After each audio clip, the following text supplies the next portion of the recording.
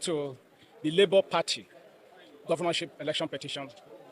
Okay, well, the court has dismissed the Labour Party, your client's petition for lacking in merit. Tell us your immediate reaction.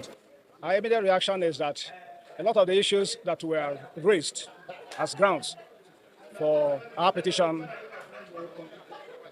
were not addressed. Maybe because the court had to summarize its ruling or judgment, and so some of those areas were not captured. But the major ground of our petition, particularly the fact that the resignation of the third respondent, the governor of Rivers State, was not authenticated, we are not comfortable with the resolution.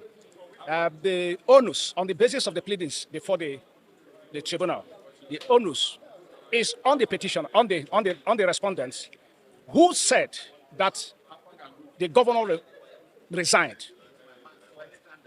We said he didn't resign. They said he resigned and gave particulars that he resigned. Mentioned the date he resigned, and the date was accepted. Those pieces of evidence were not brought before the court. On the state of the pleadings, it is the man who asserts that somebody has resigned, but who didn't bring the evidence, that stands to lose, according to the Evidence Act. So that's our position on that.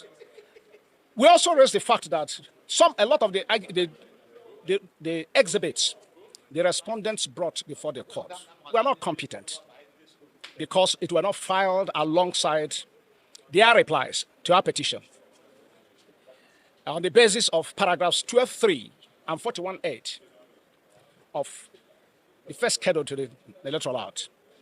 And the court had ruled on this point before, on the 19th of June 2023, that we were a bit faster than our legs. We should have waited for the hearing.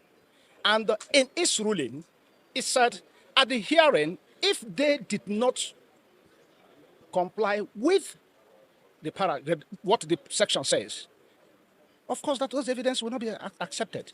We are very surprised that the court again revisited that matter, pretended as if there was no ruling on it before, avoided all the arguments we raised, that they didn't comply, at least seeking the leave of the court to bring in all the papers they did.